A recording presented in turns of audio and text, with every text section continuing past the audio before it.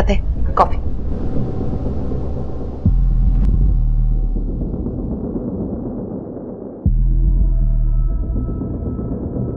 ಈಗ ಓಕೆ ಇದ್ದೀರಾ? ಹೇಗೆ ಫೀಲ್ ಆಗ್ತಿದೆ? ಹಾ, ಲೀಲಾ ನನ್ನನ್ನು ತುಂಬ ಚೆನ್ನಾಗಿ ನೋಡ್ಕೋತಿದ್ದಾಳೆ.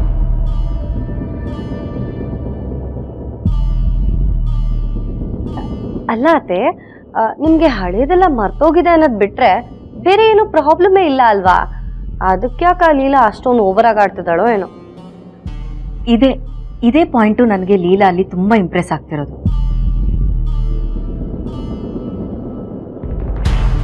ನನ್ಗೇನಾಗಿಲ್ಲ ಅಂದ್ರೂ ಕೂಡ ನನ್ನನ್ನು ಮಗು ಥರ ನೋಡ್ಕೋತಿದ್ದಾಳೆ. ಅದನ್ನೇ ಅಲ್ವಾ ನಿಜವಾದ ಕೇರ್ ಅಂತ ಹೇಳೋದು. ನಿಮಗೆ ಅವ್ರ ಬಗ್ಗೆ ಒಳ್ಳೆ ಅಭಿಪ್ರಾಯ ಇರ್ಬೋದು ಅತ್ತೆ, ಆದರೆ ಲೀಲಾ ಅವ್ರಿಗೆ ಹೊರಗೆ ಕಾಣಿಸ್ಕೊಳ್ಳೋ ಅಷ್ಟು ಒಳ್ಳೆ ಮನ್ಸಿಲ್ಲ ಅನ್ಸುತ್ತೆ. ಆ ಲೀಲಂದು ಅಷ್ಟೇನೆ, ಈ ತೋರಿಕೆ ಪ್ರೀತಿ ಅಂತಾರಲ್ಲ ಹಂಗೆ ಅವಳಿಗೆ ಎಲ್ರ ಹತ್ರನೂ ಒಳ್ಳೆವಳು ಅನ್ಸ್ಕೊಳ್ಳೋ ಚಟ. ಅದಕ್ಕೆ ಇಷ್ಟೆಲ್ಲ ಮಾಡ್ತಿದ್ದಾಳೆ. ಛೇ, ಎಂತ ಮಾತು ಅಂತ ಮಾತಾಡ್ತಿದ್ದೀರಾ? ಲೀಲಾ ಯಾವತ್ತೂ ಯಾರ ಬಗ್ಗೆನೂ ಕೆಟ್ಟದಾಗಿ ಥಿಂಕ್ ಮಾಡೋಳು ಅಲ್ಲ. ಒಬ್ಬ ವ್ಯಕ್ತಿನ ನೋಡ್ತಿದ್ದ ಹಾಗೆ ಗೊತ್ತಾಗುತ್ತೆ ಅವ್ರು ಎಂಥವ್ರು ಅಂತ. ದಯವಿಟ್ಟು ಲೀಲಾ ಬಗ್ಗೆ ಇನ್ನೊಂದ್ಸಲ ನನ್ನ ಹತ್ರ ಕೆಟ್ಟದಾಗಿ ಮಾತಾಡಕ್ ಬರಬೇಡಿ ಪ್ಲೀಸ್.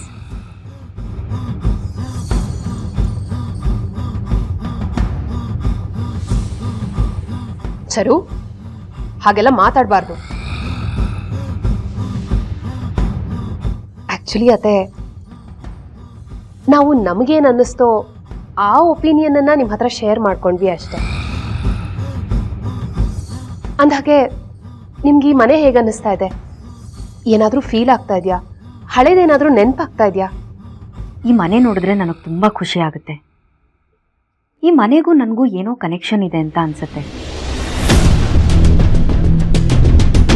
ಇಲ್ಲದೆ ಹೋದ್ರೆ ಎಲ್ಲೋ ಒಂಟಿಯಾಗಿದ್ದು ನಾನು, ಯಾರೂ ಇಲ್ಲದೇ ಇರೋ ನಾನು ಇಲ್ಲಿಗೆ ಹೇಗೆ ಬರ್ತಿದ್ದೆ? ನಿಮ್ಗಳ ಪ್ರೀತಿ ಹೇಗೆ ಸಿಕ್ತಿತ್ತು? ಅದು ನಿಜಾನೇ ಅತ್ತೆ. ನಮಗೂ ಅಷ್ಟೇ ನಿಮ್ಮನ್ನ ನೋಡ್ತೀವಿ ಅನ್ನೋ ಹೋಪ್ಸೇ ಇರಲಿಲ್ಲ. ಕನೆಕ್ಷನ್ ಇರೋದಕ್ಕೆ ನಿಮ್ಮ ಜೊತೆ ಕುತ್ಕೊಂಡು ಮಾತಾಡೋ ಹಾಗಾಗಿರೋದು. ಅತ್ತೆ, ಏಜೆ ಬಗ್ಗೆ ನಿಮ್ಗೇನು ಅನ್ನಿಸ್ತಿದೆ ಇವಾಗ? ಮೊದಲು ಅವ್ರು ನೋಡಿದಾಗ ತುಂಬ ಭಯ ಆಗ್ತಿತ್ತು. ಆದರೆ ಲೀಲಾ ಅವ್ರ ಬಗ್ಗೆ ಹೇಳಿ ಫೋಟೋಸ್ ಎಲ್ಲ ತೋರಿಸಿದ್ಮೇಲೆ ಒಬ್ಬ ವ್ಯಕ್ತಿ ಇಷ್ಟೆಲ್ಲ ಪ್ರೀತಿ ಮಾಡ್ಬೋದಾ ಅಂತ ಆಶ್ಚರ್ಯ ಆಯಿತು. I was so surprised. ಯಾವುದೇ ಹೆಣ್ಣಾಗ್ಲಿ ಅಂಥ ಗಂಡ ಇರಬೇಕು ಅಂತ ತಾನೇ ಅಂದ್ಕೊಳ್ಳೋದು. ಅಯ್ಯೋ ಅತ್ತೆ, ಹಾಗೆ ಇರಬೇಕು ಅಂತ ಹೇಳ್ತಿದ್ದೀರಾ? ಅವರೇ ನಿಮ್ಮ ಗಂಡ. ಅವ್ರು ನಿಮಗೋಸ್ಕರ ಕಾಯ್ತಾ ಇದ್ದಾರೆ ಗೊತ್ತಾ?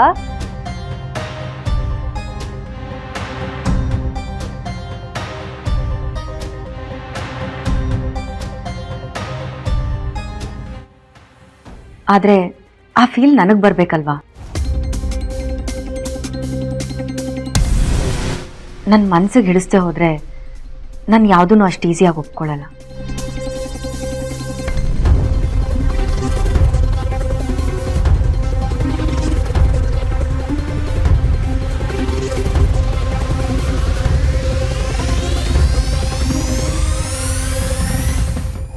ಅಲ್ಲ ಅಕ್ಕ, ಇವರೇ ಮನೆಗೆ ಬಂದ್ಮೇಲೂ ಆ ಲೀಲಾನೇ ಮನೆ ನಡೆಸೋ ಥರ ಮಾತಾಡ್ತಿದಾರಲ್ಲ. ನಮ್ಗೆ ಯಾಕೋ ಇದು ವರ್ಕೌಟ್ ಆಗಲ್ಲ ಅನ್ಸುತ್ತೆ. ಇಷ್ಟು ಬೇಗ ಯಾವುದೇ ನಿರ್ಧಾರಕ್ಕೂ ಬರಬಾರ್ದು ಸರ್. ಆಗಬೇಕಾಗಿರೋ ಕೆಲಸ ತುಂಬ ಇದೆ. ಆದಷ್ಟು ಬೇಗ ಅಂತರ ಅತ್ತೆಗೆ ಏಜೆ ಮೇಲೆ ಪ್ರೀತಿ ಹುಟ್ಟೋ ಹಾಗೆ ಮಾಡಬೇಕು, ಅಥವಾ ಅತ್ತೆಗೆ ಹಳೆದೆಲ್ಲ ನೆನಪಾಗೋ ಹಾಗೆ ಮಾಡಬೇಕು. ಹಾಗೆ ಮಾಡಿದ್ರೆ ಅಸಲಿ ಆಟ ಶುರುವಾಗತ್ತೆ.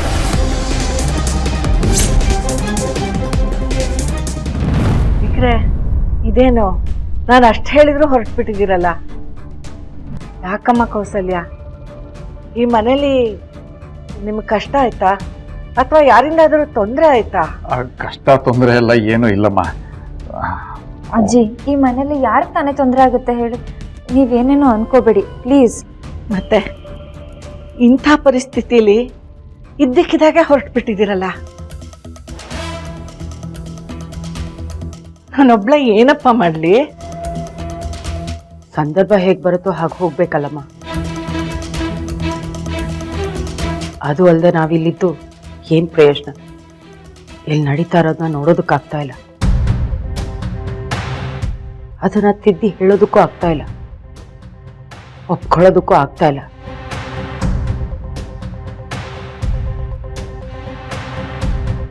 ಅದ್ರ ಬದಲು ನಮ್ಮನೇಲೇ ಇದ್ರೆ ಆಳೋ ಸ್ವಾತಂತ್ರ್ಯ ಆದ್ರೂ ಇರುತ್ತೆ. ಅಯ್ಯಯ್ಯೋ ಕೌಸಲ್ಯ, ಇಂಥ ದೊಡ್ಡ ದೊಡ್ಡ ಮಾತುಗಳಾಡ್ಬಿಟ್ರೆ ನಾನು ಏನಂತ ಉತ್ತರ ಕೊಡ್ಲಮ್ಮ? ನೀವೇನೋ ಅನ್ಕೋಬೇಡಿಮ್ಮ, ಅವಳಿರೋದೇ ಹಾಗೆ, ಅವಳು ಮಾತಾಡೋದು ಹಾಗೆ. ಏನಪ್ಪ ನೀವೇ ಇಷ್ಟು ಹಠ ಮಾಡಿ ಹೊರಟಿದ್ರೆ ನಾನು ತಾನೇ ಏನು ಮಾಡೋಕ್ಕಾಗುತ್ತೆ? ಆಗಲಿ, ಹಾಗೆ ಮಾಡಿ. ಅಳಿಯಂದ್ರಿಗೆ ಹೇಳ್ಬಿಟ್ಟು ಹೋಗ್ತೀನಿ. ಬನ್ನಿ.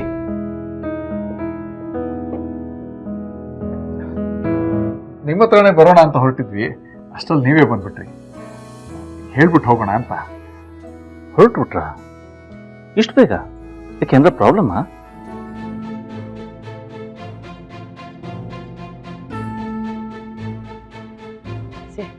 ಹಾಗೆಲ್ಲ ಏನಿಲ್ಲ, ಅಲ್ಲೂ ಯಾರೂ ಇಲ್ಲ. ಮನೆ ಇಷ್ಟು ದಿನ ಖಾಲಿ ಬಿಡೋದು ಒಳ್ಳೇದಲ್ಲ, ಅದಕ್ಕೆ ಹೋಗ್ತಾ ಇದ್ದೀವಿ.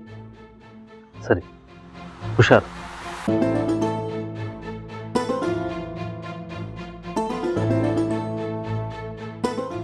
ಅದು ಇನ್ನೊಂದು ಮಾತು, ದಯವಿಟ್ಟು ನನಗೆ ಕ್ಷಮಿಸ್ಬೇಡಿ. ನಿಮ್ಮ ಹತ್ರ ಹಾಗೆಲ್ಲ ಮಾತಾಡಬಾರ್ದಾಗಿತ್ತು. ನಿಮ್ಮ ಎದುರಿಗೆ ತಿದ್ಕೊಂಡು ತುಂಬ ಮಾತಾಡ್ಬಿಟ್ಟೆ.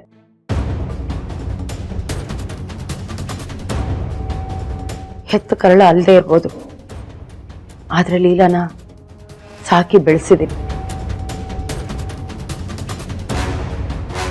ಮಗಳು ಅನ್ನೋ ಮಮಕಾರದಲ್ಲಿ ಹೀಗೆಲ್ಲ ಮಾತಾಡ್ಬಿಟ್ಟೆ. ದಯವಿಟ್ಟು ನನ್ನನ್ನು ಕ್ಷಮಿಸ್ಬಿಡಿ, ಕ್ಷಮಿಸ್ಬಿಡಿ.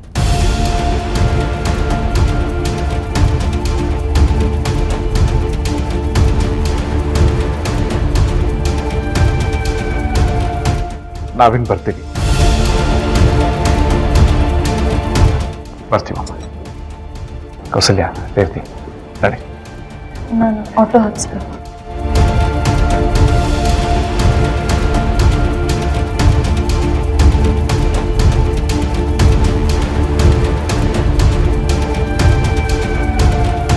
ಏನು ಗ್ಯಾರಂಟಿ ಹಿಟ್ಲರ್ ಕಲ್ಯಾಣ